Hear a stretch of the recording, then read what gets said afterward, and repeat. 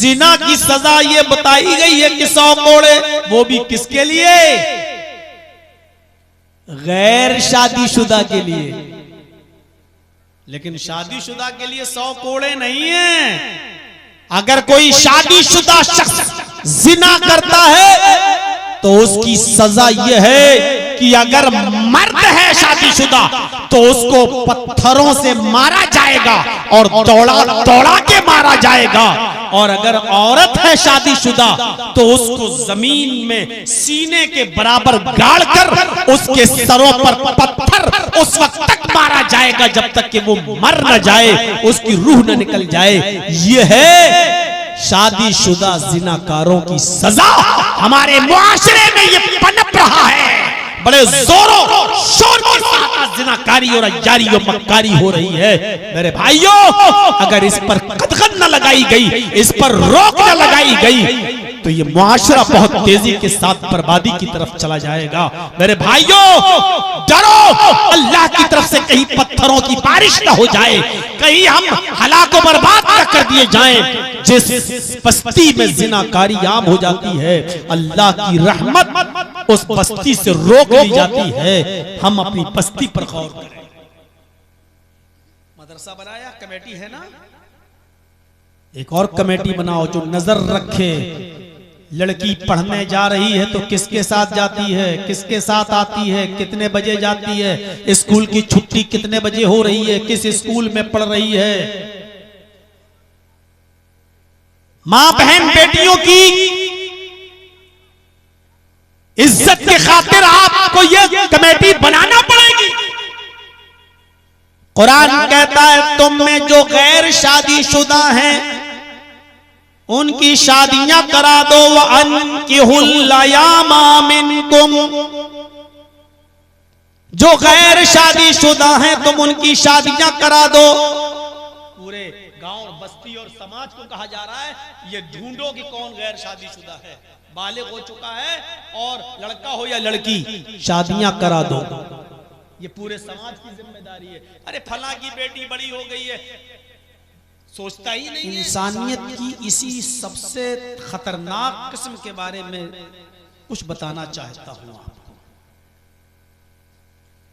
पहली किस्म है मोमिन की, वो जन्नती। दूसरी किस्म है काफिरों की, वो जहन्नमी। मोमिनों के लिए कहा गया है उलाइका अला हुदम मिन रब्बिहिम व उलाइका हुमुल मुफ्लिहून। यही लोग अपने रब की हिदायत पर हैं और यही लोग कामयाब होने वाले हैं। ये मोमिनों के लिए कहा गया है, यानी जन्नती है। और काफिरों के लिए कहा गया है वलहुम अज़ाबुन अज़ीम, इनके लिए बहुत बड़ा अजाब है, ये जहन्नमी है। लेकिन इंसानियत की जो तीसरी किस्म है मुनाफिक, उसके बारे में अल्लाह रब्बुल आलमीन ने फरमाया वलहुम अज़ाबुन अलीमुम बिमा कानू यक्ज़िबून, इनके लिए दर्दनाक अजाब है, बड़ा दुख और तकलीफ देने वाला अजाब है। देखिए, तीनों किस्मों के बारे में पहले सुनिए। मोमिनों के बारे में अल्लाह ने क्या कहा, ये अपने रब की हिदायत पर हैं और ये कामयाब होने वाले हैं, यानी जन्नती। और काफिरों के लिए क्या कहा, इन्नल्लज़ीना कफरू सवाउन अलैहिम अअंज़रतहुम अम लम तुनज़िरहुम ला युमिनून खतमल्लाहु अला कुलूबिहिम व अला समइहिम व अला अब्सारिहिम गिशावा व लहुम अज़ाबुन अज़ीम। ये काफिरों के बारे में कहा कि उनके लिए बहुत बड़ा अजाब है, वो हमेशा जहन्नम में रहेंगे, अजाब में रहेंगे। मोमिन और काफिर वाज़े है, लेकिन मुनाफिकों के बारे में पता नहीं चलता है। वो हमारे साथ उठेंगे, बैठेंगे, लेटेंगे, जागेंगे, खाएंगे, पिएंगे, शादी करेंगे, ब्याह करेंगे, मस्जिदों में भी आए, सब कुछ करेंगे, लेकिन वो मोमिन नहीं होंगे, वो मुनाफिक होंगे। उनके बारे में अल्लाह ने कहा इनके लिए बड़ा अजाब नहीं है, अजाबुन अलीम, फ़ईल के वजन पर मुबालगा इस्तेमाल किया। इनके लिए बड़ा दर्दनाक और बहुत तकलीफ देने वाला अज़ाब है, क्योंकि लोग इनसे धोखे में रहते हैं। इनको क्या समझे? वमिनन्नासि मन यक़ूलु आमन्ना बिल्लाहि व बिल यौमिल आखिर व मा हुम बिमुमिनीन। कुछ लोग तुम्हें ऐसे मिलेंगे जो अपनी जबान से कहेंगे हम अल्लाह पर ईमान लाए,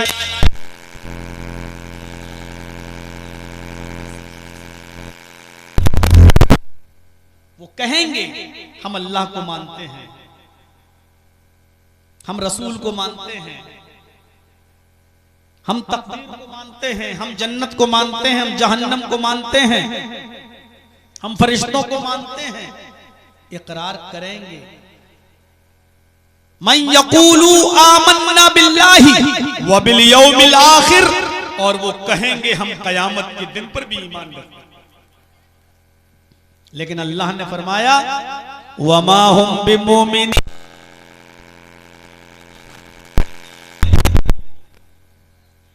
समझ रहे हैं ना? सिर्फ जबान से कहेंगे हम मोमिन हैं, जबान से कहेंगे हाँ एक दिन कयामत आएगी, हम कयामत पर भी ईमान रखते, जबान से कहेंगे, लेकिन हकीकत यह है कि वो मोमिन नहीं होंगे।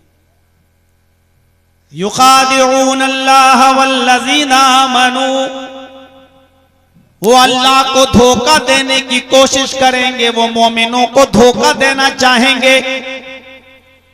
अल्लाह को धोखा देने वाले होंगे, वो मोमिनों को धोखा देंगे। अल्लाह धोखे में आ नहीं सकता, और जो पक्का सच्चा मोमिन है वो भी धोखे में नहीं आ सकता। अल्लाह को धोखा दे रहे हैं। जुमे जुमे मस्जिद में आ गए, पूरा हफ्ता गायब, ये धोखा देना है। अल्लाह अल्लाहु अकबर भी कह रहे हैं, अल्हम्दुलिल्लाह रब्बिल आलमीन रहमानिर रहीम भी पढ़ रहे हैं, अशहदु अल्ला इलाहा इल्लल्लाह व अशहदु अन्ना मुहम्मदन अब्दुहु व रसूलुहु ये भी पढ़ रहे हैं। और सैटरडे गायब, संडे गायब, मंडे गायब, पूरा हफ्ता गायब। मुसलमानों को भी धोखा दे रहे हैं। देखो हम भी मुसलमान हैं, तुम्हारे साथ नमाज पढ़ते हैं, जुमे के दिन आते हैं, शनिचर नहीं, इतवार नहीं, सोम नहीं, मंगल नहीं, बुध नहीं, जुमरात नहीं, जुमा, फिर आ गए, पूरे हफ्ते गायब, जुमे को फिर आ गए। अब मुसलमान भी समझ रहा है बेचारा कि हाँ ये मुसलमान है, बेचारा जुमा तो पढ़ता है। तो अल्लाह क्या कह रहा है कि अल्लाह को धोखा देने की कोशिश कर रहे हैं और मुसलमानों को भी धोखा देना चाहते हैं। हालांकि अल्लाह धोखे में आने वाला नहीं है, और जो पक्का सच्चा मुसलमान होगा वो भी धोखे में नहीं आएगा। ये हमारे बगल में अमीन साहब बैठे हैं, मान लो 5 वक्त के नमाजी हैं और तहज्जुद की नमाज भी पाबंदी से पढ़ते हैं। अब इनके बगल में मैं खड़ा हो गया, मैं हफ्ते में 1 दिन नमाज पढ़ता हूं, जुमे के दिन, अल्लाहु अकबर। अब ये सोच रहे हैं या अल्लाह मैं पूरे हफ्ते नमाज पढ़ता हूं, फजर भी नहीं छूटती, तहज्जुद भी नहीं छूटती, तब मैं अपने आप को मुसलमान समझता हूं, और जर्जी साहब तो सिर्फ जुमे नमाज पढ़ रहे हैं, ये भी मुसलमान हैं। तो क्या एक दिन हफ्ते में मस्जिद में आने वाला भी मुसलमान है? अगर एक दिन भी मस्जिद में आने के बाद अगर हमारा इस्लाम बाकी है, हमारा ईमान बाकी है, तो हमें सर्दियों में फजर की नमाज रोजाना पढ़ने की क्या जरूरत? हमें रात में उठकर तहज्जुद की नमाज पढ़ने की क्या जरूरत? जब हमारा ईमान बाकी है, हफ्ते में 1 वक्त की नमाज पढ़ने से, सिर्फ जुमे मस्जिद में नमाज पढ़ने से भी जब हम मुसलमान हैं, तो पूरा हफ्ता हमें नमाज पढ़ने की जरूरत क्या है? अब ये सोच रहे हैं। फिर अचानक कहते हैं नहीं नहीं साहब, मैं धोखे में नहीं आऊंगा। जर्जी साहब, आप अपनी कब्र में जाओगे, मैं अपनी कब्र में जाऊंगा, तुम अल्लाह के सामने अपना हिसाब दोगे, मैं अपना हिसाब दूंगा। तुम मस्जिद में 1 दिन आते हो, तुम जानो, तुम्हारा काम जाने, लेकिन मैं कभी नमाज नहीं छोड़ूंगा। तो जो पक्का सच्चा मोमिन होगा वो कभी धोखे में नहीं आएगा। तो अल्लाह ने यही कहा ये अल्लाह को धोखा देने की कोशिश कर रहे हैं, ये मोमिनों को धोखा देना चाहते हैं। नहीं, वमा यख्दऊना इल्ला अनफुसहुम, ये अपने आप को धोखा दे रहे हैं, ये अपने आप को धोखा दे रहे हैं। सोच रहे हैं कि अल्लाह हमें मुसलमान समझ रहा है, ये मुसलमान ये हमें मुसलमान समझ रहे हैं, ये अपने आप को धोखे में डाले हुए हैं।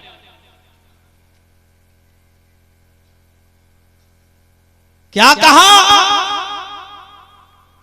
युखादिऊन अल्लाह वल्लज़ीना आमनू वमा यख्दऊना इल्ला अनफुसहुम वमा यशऊरून फी कुलूबिहिम मरज़ुन फज़ादहुमुल्लाहु मरज़ा, इनके दिलों में शक की बीमारी है, शक में पड़े हैं, पता नहीं जन्नत है भी या नहीं, जहन्नम है भी या नहीं, चलो मरेंगे तब देखा जाएगा जन्नत है भी कि नहीं। ये मुल्ला मौलवी ऐसे ही चिल्लाते रहते हैं। इतना भीड़ तो है नहीं आप लोगों की जो शोर कर रहे हैं। भाई थोड़ा सा बैठ जाइए, पीछे वालों को दिक्कत ना हो।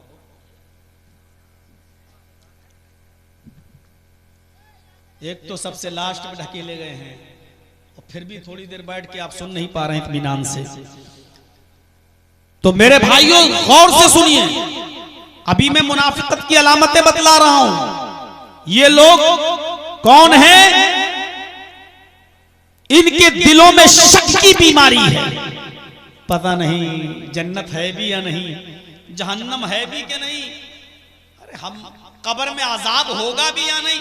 हम तो रोजाना कब्रिस्तान से गुजरते हैं, कभी किसी मुर्दे को चिल्लाते हुए नहीं देखते, कभी किसी मुर्दे को चीखते हुए नहीं देखते। और ये मुल्ला मौलवी चिल्लाते हैं कब्र में अजाब होगा, कब्र में अजाब होगा। पता नहीं सही भी है कि झूठ है, जब मरेंगे तब देखा जाएगा।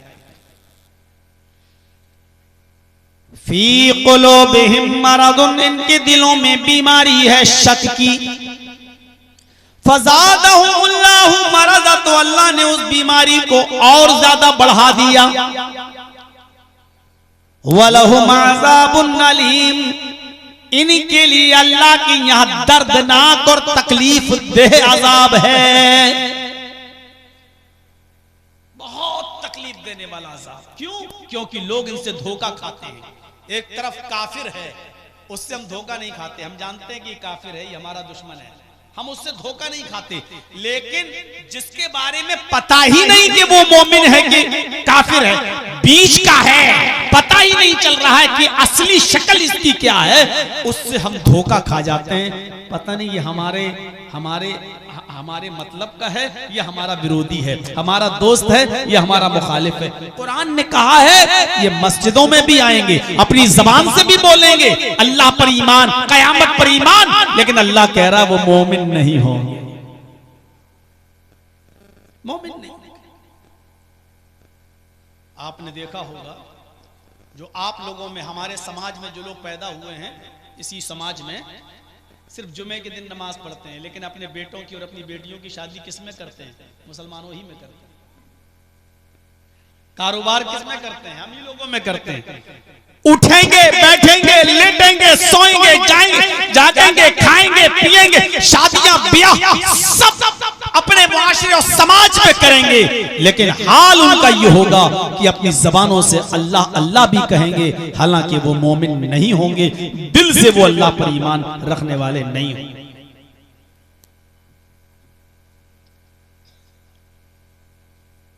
जानते हो इनकी एक पहचान अल्लाह ने क्या बताई?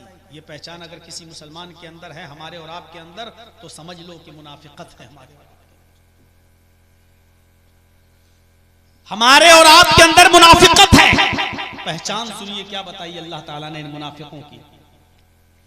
इन्नल मुनाफिकीन युखादिऊन अल्लाह व हुवा खादिऊहुम,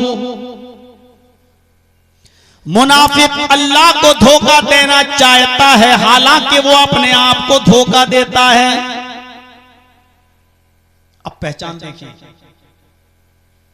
वइज़ा कामू इलस्सलाति कामू कुसाला, जब नमाज पढ़ने के लिए खड़ा होता है तो वो बहुत सुस्ती और बददिली के साथ नमाज पढ़ता है। पता ये चला जो मुनाफिक होंगे वो नमाज भी पढ़ेंगे। और अल्लाह ने मुनाफिक की पहचान क्या बताई? जब वो नमाज पढ़ने के लिए खड़ा होता है तो बददिली के साथ। मसलन इधर अजान की आवाज आई, अल्लाहु अकबर अल्लाहु अकबर। अब उसने हाँ अच्छा उठा, फिर लेट गया, फिर थोड़ी देर के बाद उठा, जल्दी से उठा, सुस्ती के साथ वुजू बना रहा, कुल्ला कर रहा। अब बहुत मरे हुए दिल से, थोड़ा सा और लेट हो जाता है मौज़िन, और 15 मिनट सो लेता तो अच्छा होता।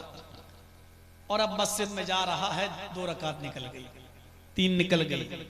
ये बददिली के साथ, नमाज तो पढ़ रहा है लेकिन बददिली के साथ। जो नमाज नहीं पढ़ रहा है उसकी बात तो मैं कर ही नहीं रहा हूं, वो अपने अंजाम के बारे में खुद सोचें कि उनका अंजाम क्या होगा। मैं उनकी बात कर रहा हूं जो नमाज पढ़ते हैं लेकिन बददिली के साथ। या इधर अजान की आवाज आ रही है, अल्लाहु अकबर अल्लाहु अकबर, इधर मैच देख रहे हैं, थोड़ा सा रुक जाओ यार, अरे 2-3 ओवर और रह गया, इसके बाद जाएंगे। अब मैच पूरा देख लिया, अब हम जा रहे हैं नमाज पढ़ने के लिए। जब तक वुजू बना के मस्जिद में पहुंची, जमात निकल गई।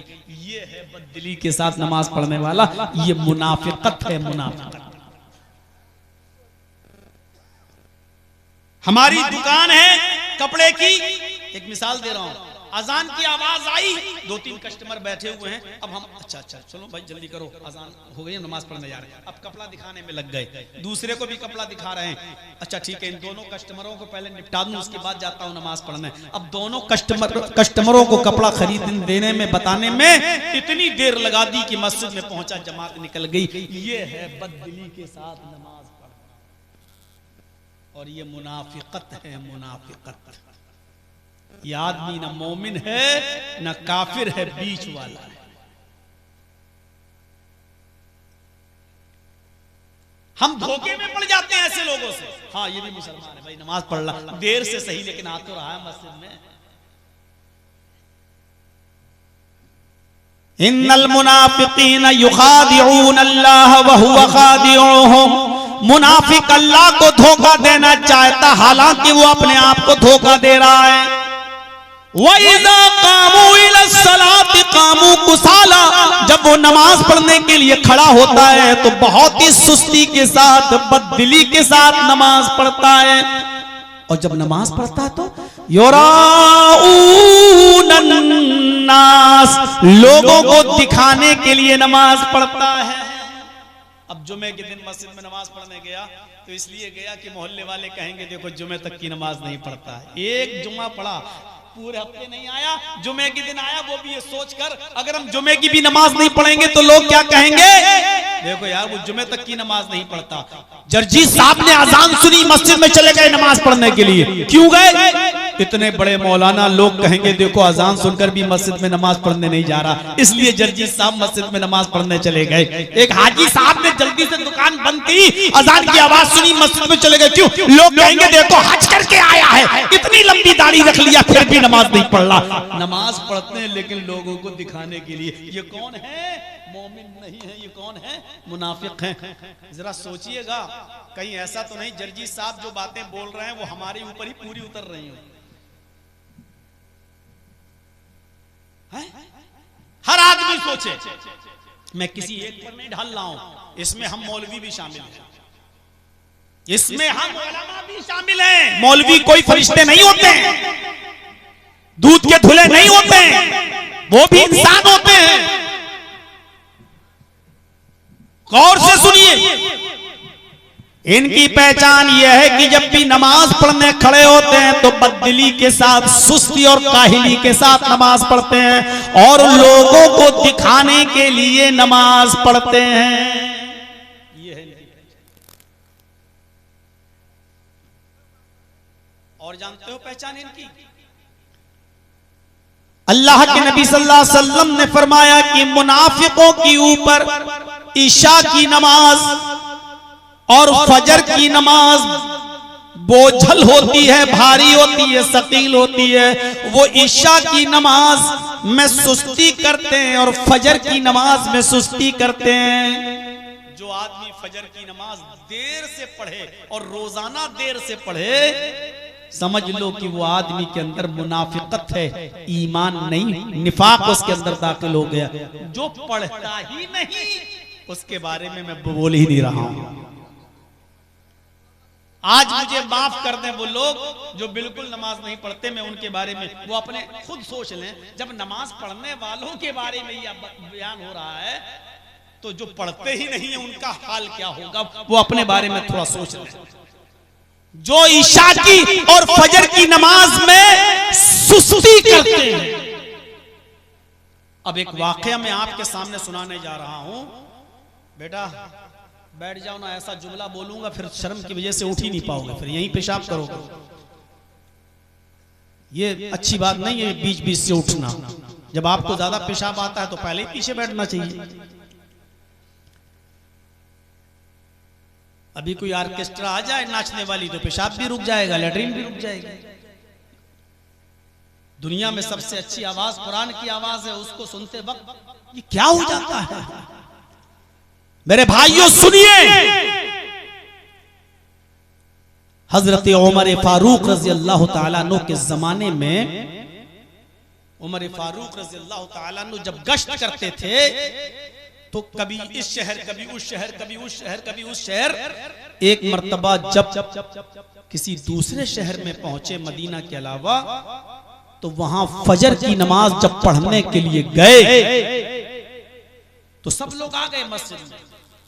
हजरत उमर फारूक ने नमाज पढ़ाई और नमाज पढ़ाने के बाद जब सलाम फेरा और चेहरा जब नमाजियों की तरफ किया, चेहरा जब मुक्तदियों की तरफ किया, तो क्या देखते हैं, एक आदमी की एक रकात छूट गई। होता ही है, यहां तो जोहर में भी छूटती है, असर में भी छूटती है, मगरिब में भी छूटती है, और फजर में, वो फजर में छूटी थी। भाई इंसान है, पेशाब पायखाने में देर लग सकती है, कभी आंख भी लग सकती है देर से भी। उस जमाने में मोबाइल का जमाना नहीं था, अलार्म का जमाना नहीं था, घड़ियां नहीं थी कि अलार्म लगा के सो जाओ, इसलिए कभी देर से भी आंख खुल सकती। सुनिए मेरे साथियों, हजरत उमर फारूक ने देखा कि एक आदमी खड़े होकर नमाज पढ़ रहा है। अब वो देखने लगे ऐसे, ये एक रकात पढ़ रहा है कि दो रकात पढ़ रहा है। तो उसने एक रकात पढ़ के सलाम फेर दिया। क्यों? क्योंकि उसने एक रकात हजरत उमर के साथ पढ़ ली थी, एक रकात छूट गई थी, बाद में पूरी कर ली। जब हजरत उमर बाहर निकले नमाज पढ़ाने के बाद, तो अपनी जो खुफिया पुलिस होती है, जिसको हम सीआईडी बोलते हैं, सीआईडी, हजरत उमर ने सीआईडी वाले को बुलाया जो खुफिया पता लगाता है, चोरी जासूसी करता है। उसके किसी से कहा, सुनो, वो आदमी जो वहां बैठा है जिसकी एक रकात छूट गई है, बाद में उसने पढ़ा है, उसका नाम अपनी डायरी पर लिख लो, उसका नाम अपनी डायरी पर लिख लो, और उसको कल भी देखना देर से आया और परसों भी देखना देर से आया। अगर ये आज तो देर से आया है, आज मैं कुछ नहीं बोलूंगा, अगर ये कल भी देर से आएगा और परसों भी देर से आएगा, अगर ये 3 दिन तक मस्जिद में देर से आएगा फजर की नमाज पढ़ने के लिए, तो मैं इसको सख्त सजा दूंगा। सीआईडी वाले ने कहा, अमीरुल मोमिनीन, ये आदमी बराबर नमाज में आता है, कल भी आया था, परसों भी आया था, इसलिए मैं कह रहा हूं कि आदमी गलत नहीं है। आज बेचारे को देर हो गई होगी, सो गया होगा, पेशाब है, लेटरीन है, जरूरियात जिंदगी है, किसी चीज में फंस गया होगा बेचारा, लेकिन ये आदमी नमाज छोड़ता नहीं है, आता है, आज कुछ वजह हो गई होगी। हजरत उमर ने कहा, अल्लाह करे कि तुम्हारी बात सही निकले, लेकिन फिर भी इसके ऊपर नजर रखना, कल भी और परसों भी, क्योंकि मैंने अल्लाह के नबी जनाब मोहम्मद रसूलुल्लाह को यह कहते हुए सुना कि फजर की नमाज में और इशा की नमाज में जो सुस्ती करते हैं वो मुनाफिक होते हैं। मोमिन आदमी, मुसलमान आदमी कभी भी फजर में और इशा में सुस्ती नहीं करेगा। अगर इस आदमी के अंदर अल्लाह ने मुनाफिकत पैदा कर दी होगी तो ये कल भी देर से आएगा और परसों भी देर से आएगा। अगर ये 3 दिन मस्जिद में देर से आया, फजर की नमाज में ताखीर से आया, लेट करके आया, तो मैं इसको सख्त सजा दूंगा।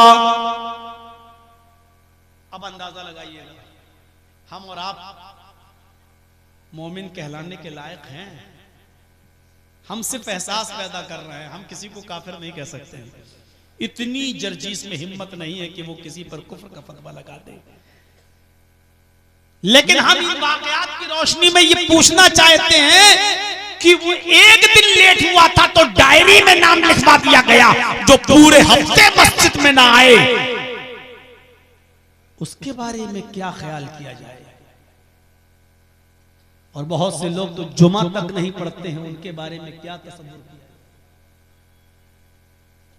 जो लोग रमजान के रोजे तक नहीं रखते और ईद और बकरीद तक की नमाज नहीं पढ़ते, उनके बारे में क्या तसव्वुर किया जाए, किस लिस्ट में उनको जोड़ा जाए। नजर रखो, अगर ये 3 दिन देर से आया तो इसको सजा दो। क्या था ये? बहुत तकरीरें सुनते हो ना, आज सुनो मेरे भाइयों, ये चीजें जरूरी है अपने मुआशरे के अंदर, जरूरी है ये चीजें। हम ये समझते हैं कि मुनाफिक बस वही है, नहीं, मुनाफिक ये भी जो देर से मस्जिद में आए फजर में और इशा में, वो भी मुनाफिक। जो दूसरों को दिखाकर नमाज पढ़े, वो भी मुनाफिक। जो सुस्ती और काहली के साथ नमाज पढ़े, बददिली के साथ नमाज पढ़े, वो भी मुनाफिक। जो जमात को टाल मटोल कर छोड़कर नमाज पढ़ने का आदी बन जाए, जमात के साथ नमाज न पढ़े, वो भी मुनाफिक। और मुनाफिक की पहचान जानना चाहते हो तो वो हदीस सुनिए। अबू हुरैरा रज़ी अल्लाह तआला अन्हु ने फरमाया, अन अबी हुरैरा रज़ी अल्लाह तआला अन्हु क़ाल क़ाल रसूलुल्लाह सल्लल्लाहु अलैहि वसल्लम आयतुल मुनाफिक़ सलास। अल्लाह के नबी सल्लल्लाहु अलैहि वसल्लम ने फरमाया कि मुनाफिक की 3 अलामतें हैं। ये 3 अलामतें हमारे और आपके अंदर तो नहीं पाई जा रही हैं। मुसलमानों जरा गौर से सुनना।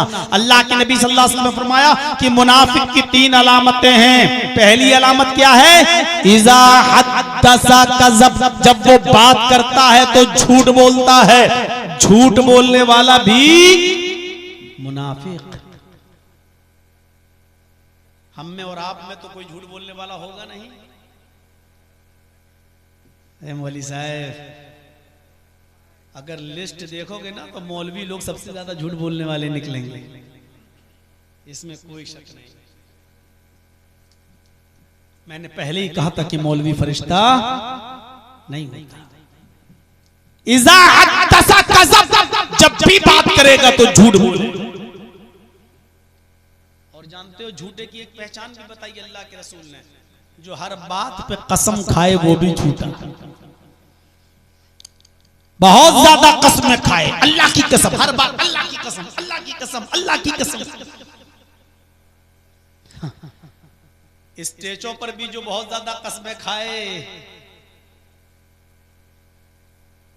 मैंने कह दिया जो कहना था। मेरे भाइयों, समझदारा इशारा काफी है। समझदारों के लिए इशारा काफी है। सुन लीजिए मेरे प्यारे साथियों, बहुत ज्यादा कसमें खाने वाला, चाहे वो अल्लाह ही की कसम क्यों न खाता हो, चाहे वो मौलवी हो, आलिम हो, पीर हो, वली हो, सारी दुनिया झूठी हो सकती है, मोहम्मद रसूलुल्लाह का फरमान झूठा नहीं हो सकता। अल्लाह के नबी ने फरमाया जो बहुत ज्यादा कसमें खाए वो झूठा है।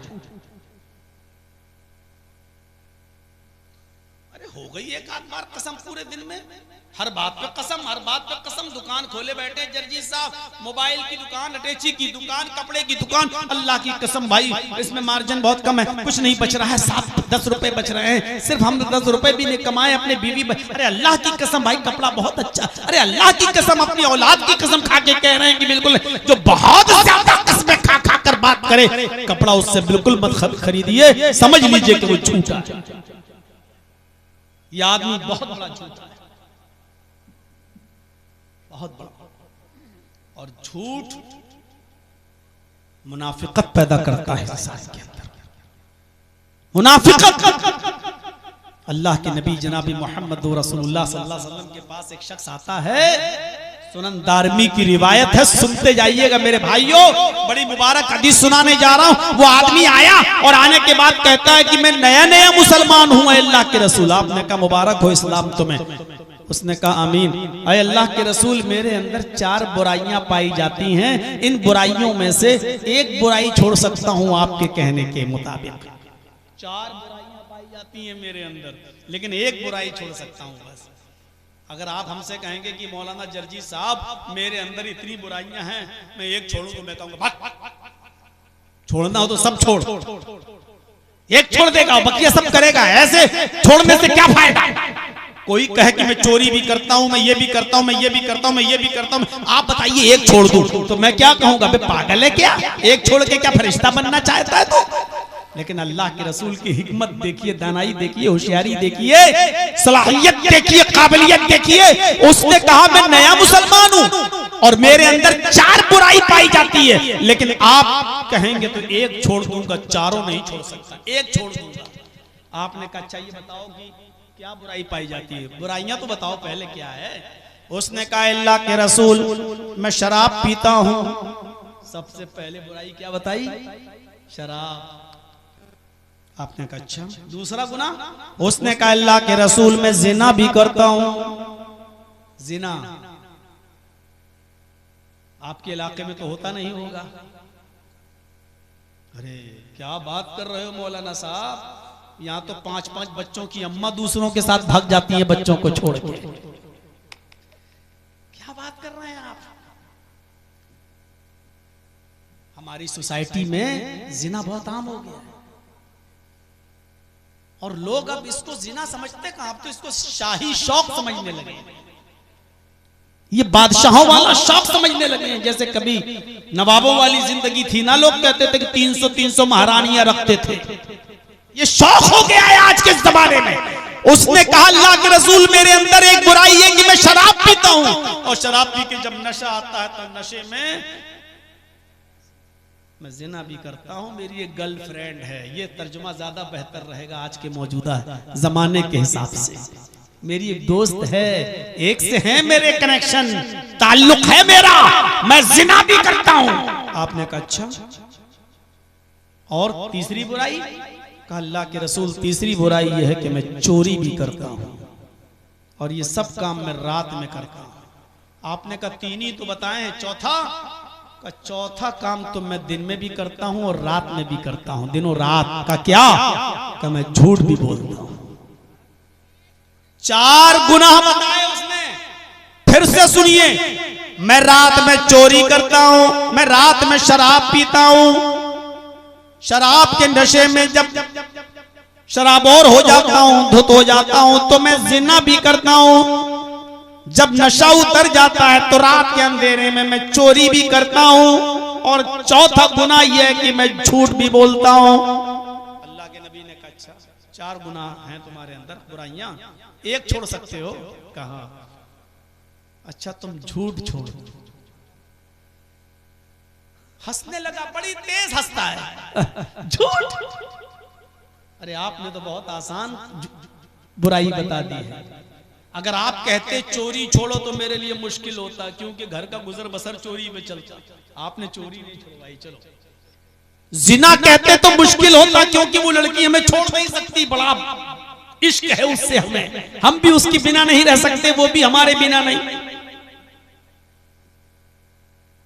चोरी कहते, शराब कहते, जिना कहते तो मुश्किल होता मेरे लिए, लेकिन आपने झूठ।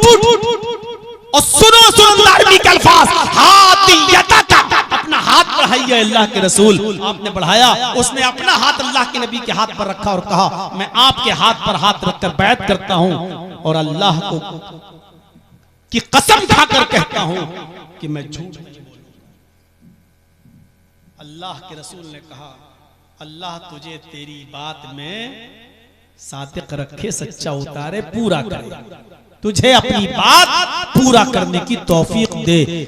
गया यहां से, रात में उठा, शराब पीने के लिए गया, शराब का ढक्कन खोला, शराब को मुंह तक ले गया, लेकिन पीता नहीं, वापस कर लेता है और कहता है अगर अल्लाह के रसूल ने कल पूछ लिया मुझसे कि बता शराब पी थी या नहीं पी थी, अगर कल अल्लाह के रसूल मुझसे ये पूछ लें कि शराब पिया था या नहीं पिया था और मैंने कह दिया कि हाँ, पिया था। तो जब मैं खुद ही अपने जुर्म को कबूल कर लूंगा तो गवाह की जरूरत ही नहीं है। जब मैं खुद ही जुर्म कबूल कर लूंगा तो 40 कोड़े मारे जाएंगे मेरे, फिर तो किसी गवाह की जरूरत ही नहीं। अगर मैंने कह दिया कि हाँ मैंने शराब पी थी तो मुझे 40 कोड़े मारे जाएंगे। रसूल से वादा करके आया कि मैं झूठ नहीं बोलूंगा, उसने चोरी किया हुआ सामान भी वापस कर दिया, अपनी जगह रख दिया और सुबह होकर फजर की नमाज में आया। अल्लाह के नबी सल्लल्लाहु अलैहि वसल्लम ने जब नमाज पढ़ाकर सलाम फेरा तो आपने उस नौजवान को देखा, इधर आओ, बुलाया, क्या हुआ, आज शराब नहीं पिए, चोरी नहीं किए, जिना नहीं किए? कहने लगा अल्लाह के रसूल, कल जब आपने मुझसे कहा था झूठ छोड़ दो तो मैं समझा था कि आपने कोई बड़ी चीज हमसे नहीं छुड़वाई है, बहुत आसान चीज छुड़वाई है, लेकिन झूठ को छोड़ने की वजह से मेरे और जो 3 गुनाह थे वो भी छूट गए। तो अल्लाह के नबी ने जो जुमले कहे वो ये कि मैं जानता था कि झूठ तमाम गुनाहों की जड़ है। आज हम कारोबार में झूठ बोलते हैं, बिजनेस में हमारा झूठ, नौकरी में हमारा झूठ, बच्चों से हम झूठ, बीवी से हम झूठ। झूठ ना बोले तो हमारा खाना हजम नहीं होता। मेरे भाइयों, जिना की सजा ये बताई गई है कि 100 कोड़े, वो भी किसके लिए? गैर शादीशुदा के लिए। लेकिन शादीशुदा के लिए 100 कोड़े नहीं है। अगर कोई शादीशुदा शख्स जिना करता है तो उसकी सजा यह है कि अगर मर्द है शादीशुदा तो उसको पत्थरों से मारा जाएगा और दौड़ा दौड़ा के मारा जाएगा, और अगर औरत है शादीशुदा तो उसको जमीन में सीने के बराबर गाड़कर उसके सरों पर पत्थर उस वक्त तक मारा जाएगा जब तक कि वो मर न जाए, उसकी रूह न निकल जाए। यह है शादीशुदा जिनाकारों की सजा। हमारे मुआशरे में ये पनप रहा है, बड़े जोरों शोर के साथ जिनाकारी और अय्यारी और मक्कारी हो रही है। मेरे भाइयों, अगर इस पर कदगन न लगाई गई, इस पर रोक न लगाई गई तो ये मुआशरा बहुत तेजी के साथ बर्बादी की तरफ चला जाएगा। मेरे भाइयों, डरो अल्लाह की तरफ से कहीं पत्थरों की बारिश न हो जाए, कहीं हम हलाको बर्बाद न कर दिए जाएं। जिस बस्ती में जिनाकारी आम हो जाती है, अल्लाह की रहमत उस बस्ती से रोक ली जाती है। हम अपनी बस्ती पर गौर करें। मदरसा बनाया, कमेटी है ना, एक और कमेटी बनाओ जो नजर रखे। लड़की पढ़ने जा रही है तो किसके साथ जाती है, किसके साथ आती है, कितने बजे जाती है, स्कूल की छुट्टी कितने बजे हो रही है, किस स्कूल में पढ़ रही है। मां बहन बेटियों की इज्जत के खातिर आपको यह कमेटी बनाना पड़ेगी। कुरान कहता है तुम में जो गैर शादीशुदा हैं उनकी शादियां करा दो। वअनकिहुल अयामा मिनकुम, जो गैर शादीशुदा हैं तुम उनकी शादियां करा दो। पूरे गांव, बस्ती और समाज को कहा जा रहा है ये ढूंढो कि कौन गैर शादीशुदा है, बालिग हो चुका है और लड़का हो या लड़की, शादियां करा दो। ये पूरे समाज की जिम्मेदारी है। अरे फला की बेटी बड़ी हो गई है, सोचता ही नहीं है अपनी बेटी की शादी के लिए, तो तुम क्या कर रहे हो, क्यों नहीं कराते हो? ये जिम्मेदारी पूरे समाज की है। अगर किसी एक आदमी की बेटी जवान हो चुकी है तो पूरे गांव की जिम्मेदारी है कि जल्द से जल्द उसका निकाह करवाया जाए। कोई एक लड़का बालिग हो गया है तो पूरे गांव की जिम्मेदारी है कि उस लड़के की जल्द से जल्द शादी करा दो, क्योंकि जब तक वो बालिग लड़का और लड़की कुंवारे रहेंगे और शादी नहीं करेंगे तब तक आप और हमारी किसी की बहन, किसी की बेटी महफूज नहीं है। ये खुले सांड कभी भी हमारी बहन और बेटियों पर हमला कर सकते हैं। इन खुले हुए सांडों को रोको। इसी कुरान ने कहा कि अनकिहुल अयामा मिनकुम, तुम में जो गैर शादीशुदा हैं उनका निकाह करवाओ। ये समाज की जिम्मेदारी है, ये सोसाइटी की जिम्मेदारी है। अल्फाज बहुत सख्त है मेरे खुले हुए साड़ मैंने बोला। 25 साल की उम्र हो गई है लड़के की, 25 साल की उम्र हो रही, लड़की की शादी नहीं हो रही साहब। आप सोच लो कि ये दोनों फितना हैं, ये समाज को कभी भी गंदा कर सकते हैं, कभी भी गंदा कर सकते हैं। और इसीलिए शादियों पर इतना ज्यादा उभारा है। अल्लाह के नबी जनाब मोहम्मद रसूलुल्लाह सल्लल्लाहु अलैहि वसल्लम ने इतना उभारा है, इतना उभारा है, फरमाया है कि आए लड़के वालों, अगर कोई लड़की तुम्हें दीनदार नजर आए तो तुम अपने लड़के का निकाह उस लड़की से कर दो। और आए लड़कियों वालों, अगर कोई दीनदार लड़का तुम्हें नजर आए, अगर कोई दीनदार लड़का तुम्हें नजर आए और उसकी दीनदारी तुम्हें खुश कर दे, उसका नमाज और रोजा तुम्हें पसंद आ जाए, फज़व्विजूहु, तो अपनी बेटी का निकाह उस लड़के के साथ कर दो। इल्ला तफ़अलूहु तकुन फितनतुन फिल अर्ज़, अगर तुम ऐसा नहीं करोगे, आए लड़कियों के माँ बाप, अगर दीनदार लड़का और नेक लड़के का पैगाम तुम्हारे घर से निकल गया, छूट गया और तुमने उसको मायूस जाने दिया, उसको अपनी बेटी के साथ शादी करने से मना कर दिया, तो इस जमीन में फितना फैलेगा और फसाद बर्पा हो जाएगा। तकुन फितनतुन फिल अर्ज़ि व फसादुन अरीज़, जमीन पर लंबा चौड़ा फितना देखोगे और लंबा चौड़ा फसाद बर्पा होगा। आज जिनाकारी के दरवाजे हमने खुद खोले हुए हैं, खुद खोले हुए हैं आज हमने जिनाकारी के दरवाजे।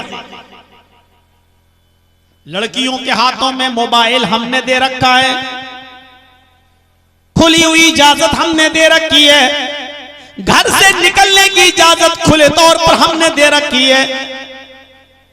और कितनी शर्म की बात है कि हमारी अपनी बीवी भी इस बात पर नाराज नहीं होती है कि मेरी छोटी बहन को यानी अपनी साली को मेरा शौहर मेले में ले जा रहा है, जलसों में ले जा रहा है, स्कूल छोड़ने के लिए ले जा रहा है।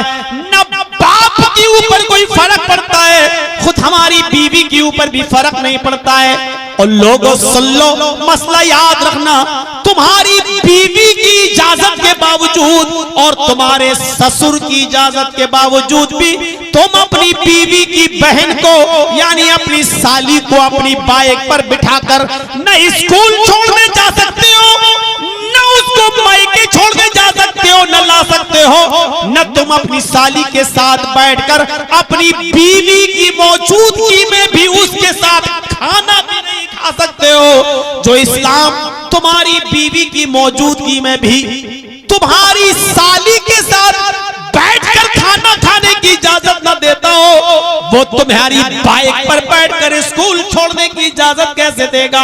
यही हुक्म साली के लिए भी है और यही हुक्म भाई के लिए भी है, भाभी के लिए भी है। तुम्हारे भाई की परमिशन के बावजूद भी तुम अपनी भाभी को अपनी बाइक पर नहीं बिठा सकते हो। भाई ने कह दिया जाओ भाभी को ले आओ, तेरे बाप का राज चल रहा है।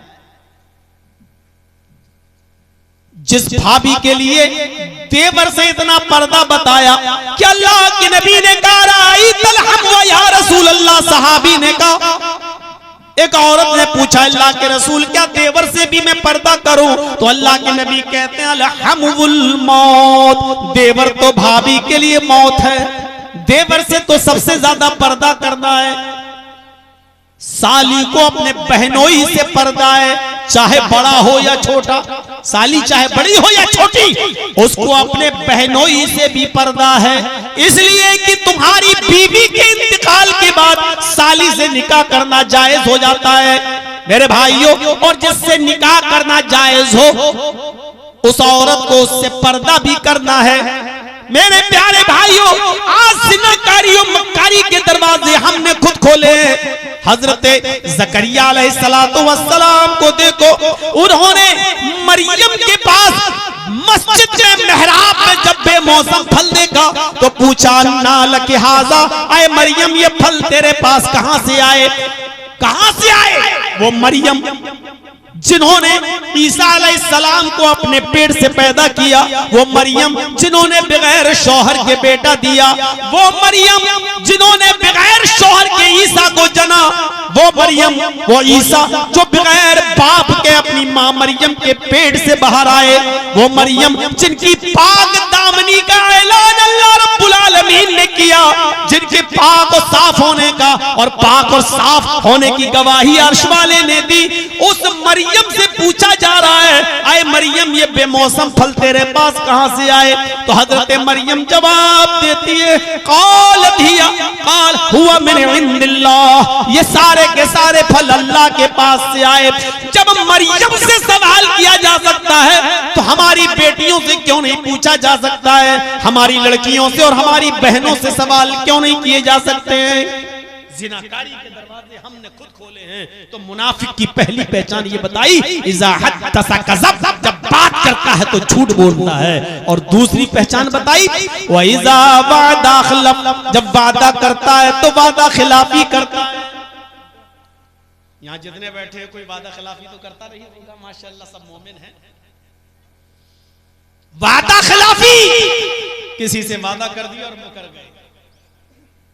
शादियों में ज्यादा होता है, एक लड़का एक लड़की की शादी तय हो गई, रिश्ता लग गया, लड़की वालों ने देखा कि इससे भी अच्छा लड़का मिल गया और सर्विस वाला मिल गया, सरकारी नौकरी मिल गई, इस लड़के में ऐब लगाकर रिश्ता तोड़ लिया और दूसरे के साथ जब वादा कर लिया तो कर लिया। हजरत अब्दुल्ला इब्ने उमर के इंतकाल का वक्त जब करीब आया, मरजुल मौत में मुब्तला हुए तो उन्होंने फरमाया कि फला नौजवान को बुलाओ। लोगों ने कहा आपकी तबीयत ज्यादा खराब है, उस नौजवान को कौन जाएगा बुलाने? कहा जल्दी से उस नौजवान को बुलाओ, मैंने उस नौजवान से एक वादा किया था और उससे ये कहा था कि जब मेरी बेटी बालिग हो जाएगी तो मैं अपनी बेटी का निकाह तुम्हारे साथ कर दूंगा, मैं अपनी बेटी का निकाह तुम्हारे साथ कर दूंगा। मेरी बेटी बालिग हो गई है, जल्दी से उस नौजवान को बुलाओ, अगर मेरी जिंदगी में आता है तो मैं खुद अपनी बेटी का हाथ उसके हाथ में दे दूंगा, मैं खुद निकाह पढ़वा दूंगा, और अगर उसके आने से पहले मेरा इंतकाल हो जाए तो आए लोगों में इजाजत दे के जा रहा हूं कि मेरे इंतकाल के बाद मेरी बेटी का निकाह उस नौजवान से कर देना, क्योंकि मैंने उससे वादा किया था। ये था वादा, ये था वादा।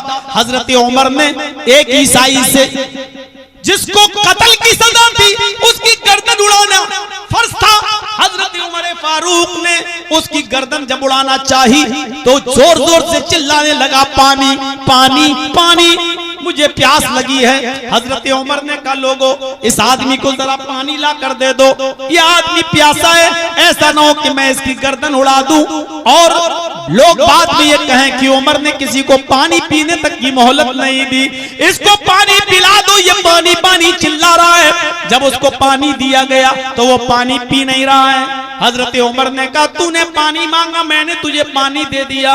वो कहने लगा अमीरुल मोमिनीन मुझे डर लगता है कहीं तू वादा खिलाफी ना कर जाए, पानी पीने के लिए दिया और मैं पीने लगूं तो तू मेरी गर्दन पे तलवार ना मार दे। हजरत उमर ने कहा ऐ यहूदी ऐ ईसाई, तू मुझे जानता नहीं है कि मैं मुसलमान हूँ और कभी झूठ नहीं बोलता और वादा खिलाफी नहीं करता। मैंने पानी तुझे दे दिया, ये पानी पी ले, और मैं वादा करता हूँ जब तक तू इस पानी को पी नहीं लेगा मैं तेरी गर्दन पे तलवार नहीं चलाऊंगा।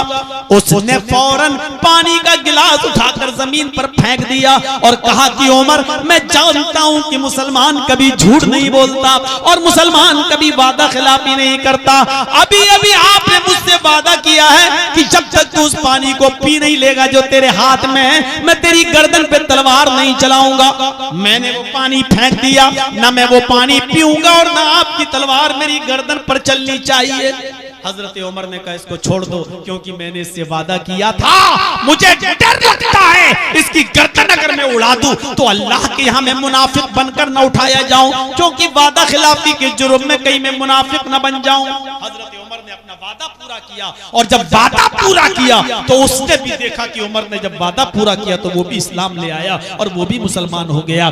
तो मुसलमान होता है जो वादा खिलाफी नहीं करता, और जो वादा तोड़ता है वो मोमिन नहीं, वो मुनाफिक होता है। और तीसरी चीज बताई मुनाफिक की पहचान, वह इज़्ज़त बिना खाना, जब अमानत रखी जाती है तो खयानत करता है। अमानत में खयानत बहुत बुरी चीज है, अमानत में खयानत। नौजवानों, एक वाकया सुनाऊंगा, जरा सुन लीजिएगा, बहुत दिलचस्प वाकया मैं सुना रहा हूं आपको। आज हमने अमानतों को क्या समझ रखा है, क्या समझ रखा है। एक बहुत बड़े मुहद्दिस गुजरे हैं जिनका नाम है शाह अब्दुल अजीज मुहद्दिस। शाह अब्दुल अजीज मुहद्दिस देहलवी रहमतुल्लाह अलैह ने एक किताब लिखी है, उस किताब का नाम है बुस्तानुल मुहद्दिसीन। बुस्तानुल मुहद्दिसीन के अंदर एक वाकया नकल करते हैं शाह अब्दुल अजीज मुहद्दिस देहलवी रहमतुल्लाह अलैह, हजरत मुबारक का वाकया बयान करते हैं कि हजरत मुबारक बहुत गरीब थे और किसी की नौकरी ढूंढ रहे थे कि मुझे कुछ मिल जाए ताकि मैं अपने घर में अपने माँ बाप, बूढ़े माँ बाप की देखरेख कर सकूं। तो हजरत मुबारक नौकरी की तलाश में निकले तो एक रईस और अमीर आदमी उनको मिल गया और उसने कहा, क्या तुम मेरे बाग में, मेरे गार्डन में आम के जो दरख्त हैं उनकी देखरेख करोगे? पानी देना है और आम के दरख्तों की देखरेख करना है। उन्होंने कहा कि मैं नौकरी कर लूंगा। उनको नौकरी के लिए रख लिया। वो सुबह उठते, आम के दरख्तों में पानी मारते, खेत में पानी देते, सिंचाई करते और आम के दरख्तों की देखरेख करते। देखरेख करते करते उनको 4 साल 5 साल का जमाना गुजर गया। एक दिन ये रईस और अमीर आदमी अपने कुछ दोस्तों को लेकर जब बाग में पहुंचा तो उसने मुबारक से कहा, अरे मुबारक, जाओ जरा कुछ मीठे मीठे आम तोड़ के लाओ, हमारे दोस्त आए हुए हैं, इनको खिलाना चाहता हूँ। हजरत मुबारक जाते हैं और जाने के बाद कुछ आम तोड़ते हैं, एक तरफ से ये तोड़ के लाए। तो जब काटा गया तो कुछ आम मीठे निकले, कुछ आम खट्टे निकले, कुछ आम कसीले निकले। उस अमीर आदमी ने डांटते हुए कहा, मुबारक, तुम्हें इतने साल हो गए काम करते हुए, तुम्हें पता नहीं कि कौन से आम मीठे कौन से खट्टे?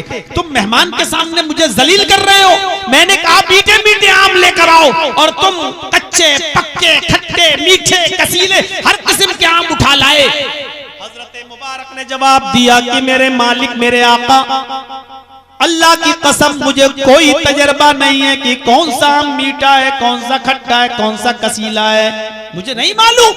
इतने साल हो गए। फरमाया, इतने साल हो गए तो क्या हुआ? मैं इतने सालों से सिर्फ आपके आम के बाग की देख रेख करता हूँ, पानी देता हूँ और आम के बाग की रखवाली करता हूँ। मैंने इस 5 साल की जिंदगी में आपके बाग का एक भी आम खाकर नहीं देखा। मैं अपना खाना बनाता हूं और खाता हूं, आज तक मैंने कोई आम चखा नहीं। जब मैंने खाया नहीं तो मुझे कैसे मालूम कि कौन सा आम मीठा होता है और कौन सा खट्टा और कौन सा कसीला? सुनो नौजवानों, बस मैं अब आपसे थोड़ा सा इस इदारे के लिए ताबुन मांगता हूं, लेकिन इस वाक़े को सुन लीजिए पूरा। वो मुबारक की बात सुनकर उनका मालिक चौंक गया। 4 साल और 5 साल से आप काम कर रहे हैं और मेरे बाग का एक फल भी आपने खाकर नहीं देखा? कहा नहीं। वो वहां से जाता है और रात में अपनी बीवी से मशवरा करता है कि इतना अमीन और अमानतदार और ईमानदार आदमी मैंने अपनी जिंदगी में नहीं देखा। ऐसा क्यों ना हो कि हमारे पास एक खूबसूरत और जवान बेटी है, क्यों ना मैं अपनी बेटी का निकाह इस ईमानदार, अमानतदार और शरीफ आदमी से कर दूं। बीवी भी तैयार हो गई। सुबह हुआ, हजरत मुबारक को बुलाया, उनसे मशवरा किया। हजरत मुबारक भी तैयार हो गए और शादी हो गई, निकाह हो गया। उस बाग के मालिक ने अपना बाग भी हजरत मुबारक को बतौर गिफ्ट दे दिया कि अब तुम खाओ पियो, मेरी यही एक बेटी है, मैंने अपनी बेटी को ये दिया है, लिहाजा तुम दोनों कमाओ और खाओ और जाओ। इस बाग का मालिक मैंने तुम्हें बना दिया है। हजरत मुबारक की शादी उस अमीर आदमी से की बेटी से हो जाती है। ये दोनों निकाह करने के बाद जब मुजामियत करते हैं, हम बिस्तर होते हैं, शादी के बाद जब दोनों की मुलाकात होती है तो जानते हो इन दोनों की मुबारक मुलाकात से अल्लाह ने जो बच्चा इनको दिया उस बच्चे का नाम पड़ा है अब्दुल्ला। यही अब्दुल्ला बड़े होकर अब्दुल्ला इब्ने मुबारक के नाम से मशहूर हुए, जो दुनिया के बड़े बड़े मुहद्दिसों में इनका नाम शुमार किया जाता है। दुनिया के बड़े मुहद्दिसीन में अब्दुल्ला इब्ने मुबारक का नाम भी लिखा जाता है, जोड़ा जाता है। मेरे भाइयों, जब हम हलाल लुक्मा खाया करते थे और हराम माल से बचा करते थे, तब हमारे घरों में मुहद्दिस पैदा हुआ करते थे, आलिम पैदा हुआ करते थे। और जब से हमारी औरतों ने, हमने और हमारी बीवियों ने माले हराम खाना शुरू किया, हराम लुक्मे खाना शुरू किए, तो आज टिकटॉक पर डांस करने वाली और इंस्टाग्राम पे नाचने वाली और कमर मटकाने वाली बेशरम और बेगैरत हिजड़े और तबाही पैदा हो रही हैं आज हमारे घरों में।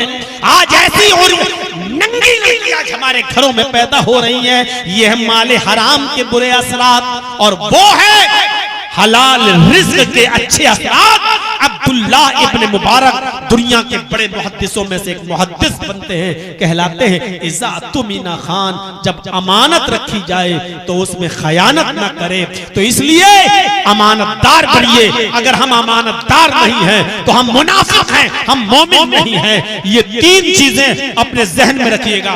बात करे तो सच बोले, झूठ बोलता है तो वो मोमिन नहीं। वादा करे तो वादा पूरा करे, वादा खिलाफी न करे, वादा खिलाफी करने वाला मोमिन नहीं, मुनाफिक है। और जब अमानत रखी जाए तो अमानत में खयानत न करे, अमानत में जो खयानत करता है वो मुनाफिक है। मेरे भाइयों, इसी तरीके से इन्नल मुनाफिकीना युखादिऊन अल्लाह व हुवा खादिउहुम व इज़ा कामू इला सलाति कामू कुसाला। मुनाफिक अल्लाह को धोखा देने की कोशिश करता है, हालांकि वो अपने आप को धोखा देता है। और जब नमाज पढ़ने खड़ा होता है तो बददिली के साथ खड़ा होता है और युराऊन अन्नास, लोगों को दिखाने के लिए नमाज पढ़ता है। तो अगर ये चीजें हमारे अंदर पाई जा रही हैं तो हम मोमिन नहीं है, मुनाफिक हैं। हम अल्लाह से दुआ करते हैं कि लाल आलमीन हमारे अंदर पक्का सच्चा ईमान पैदा फरमा दे, मुनाफिकत की अलामतों से हमें बचा ले और निफाक से हमें नजात अता फरमा और मुनाफिकत से हमें छुटकारा अता फरमा। हमें ऐ अल्लाह पक्का सच्चा मोमिन बना दे, पक्का सच्चा नमाजी बना दे, हमें सच बोलने वाला बना दे, हमें झूठ से बचने वाला बना दे, हमें अमानतों का पासो लिहाज रखने वाला बना दे, हमारी माँ बहनों को भी बापर्दा और बाहया बना दे। ऐ अल्लाह जिनाकारी से हमारे मुआशरे को, शराब नोशी से हमारे मुआशरे को पाक साफ कर दे। इलाहुल आलमीन, जब तक तू हमें जिंदा रख, इस्लाम पे जिंदा रखना, और जब हमारा खात्मा हो तो ईमान पर हमारा खात्मा फरमाना। वमा अलैना इल्लल बलागुल मुबीन व आखिरु दावाना अनिल हम्दुलिल्लाहि रब्बिल आलमीन। अस्सलामु अलैकुम व रहमतुल्लाहि व बरकातुहू। 10 मिनट के लिए मैं आपके पास स्टेज